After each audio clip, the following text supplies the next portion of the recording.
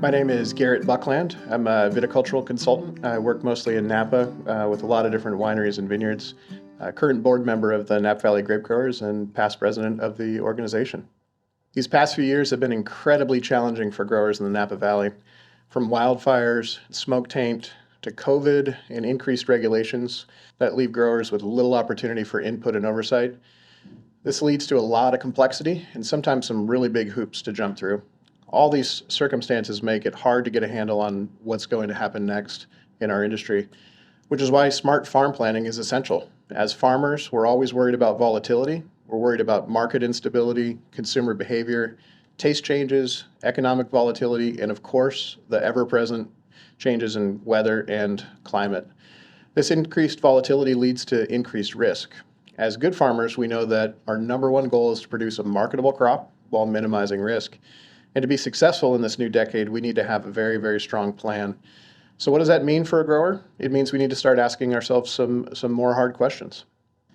Those questions are things like, who do we sell to? What is our business? Are we selling our fruit to ultra premium wineries? Are we selling our fruit to more blue chip wineries? Are we taking a gamble on startup brands, or are we firmly rooted in the commodity market? These are things that I ask growers all the time. Where do you want to be with your vineyard? We hear things all over the map. Some people just want to sell their fruit, make a little bit of money. Some people want to make a really big mark and grow the best fruit they can. Other people are just looking to make sure they have clients that pay their bills. It's important to really look back and say, well, where do I excel? What are we good at? And what types of markets should we really focus on? Spreading your grape sales amongst several clients at a time is a recommended strategy to really reduce risk. Often, you might have a 20-acre vineyard where you sell 3 or 4 truckloads of fruit to just one client. If that relationship ever goes south, or if that business gets sold, it leaves you in a strange position, having to move all of your fruit all at once. Spreading grape sales among multiple clients can tend to be a headache, but it's really a great way to reduce risk and not be stuck with a lot of unsold fruit. Wineries always remember growers that are willing to work with them when the going gets tough. And if times like 2020 showed us one thing, it's that relationships can really keep businesses going, even when we have the most disastrous of events. Events that put both the winery and the vineyard side in a very awkward position. It's important to build these strong relationships, come to the table, and really talk about what works for both parties. Another thing to possibly consider is growing different varieties. There's still an opportunity to graft over to a different variety this year and spread out some of your risks. Specifically, as we talk about fire, having a white grape, which might be ripe a little bit early, you could pick earlier, might be very beneficial. You maybe can't make the return per acre that you're looking for, but converting a small portion of your vineyard to a white grape really spreads out the work, spreads out the time, and spreads out the risk.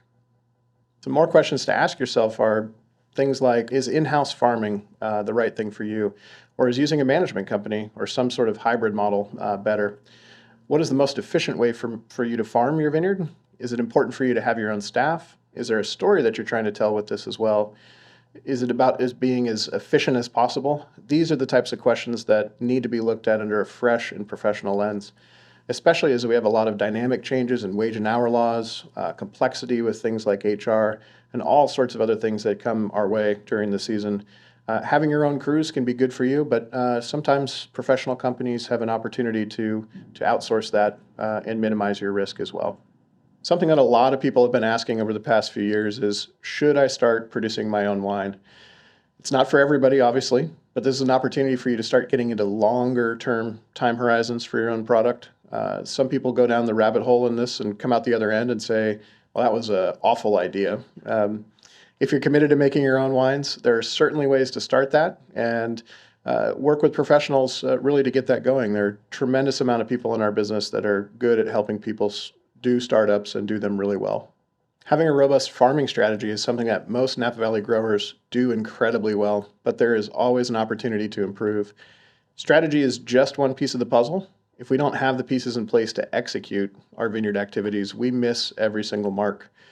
For pretty much every vineyard operation, there's a perfect window of about 2 weeks to execute on. And if we miss that, in some cases, it's not even worth doing that activity at all. As you build new vineyards or retrofit old vineyards, it's important to consider adding all the bells and whistles that you can think of. Think about steps that you would need to take now to future-proof your vineyard. This is something that we talk a lot about to help hedge against variability in climate and everything else moving forward. Building a more flexible vineyard is incredibly important, and that's things like considering a misting system, heat suppression tools, building your vineyard with double poly. All the things that you may not have considered 20 years ago are very important now, and extremely important as you build the vineyard that could be the vineyard that lasts into the future here. We're looking to build forever vineyards that really solve all of our issues. Do it right from the beginning. Finally, and most importantly, get crop insurance. Everybody knows in a catastrophic year, crop insurance is incredibly valuable, and it really is something that pays off.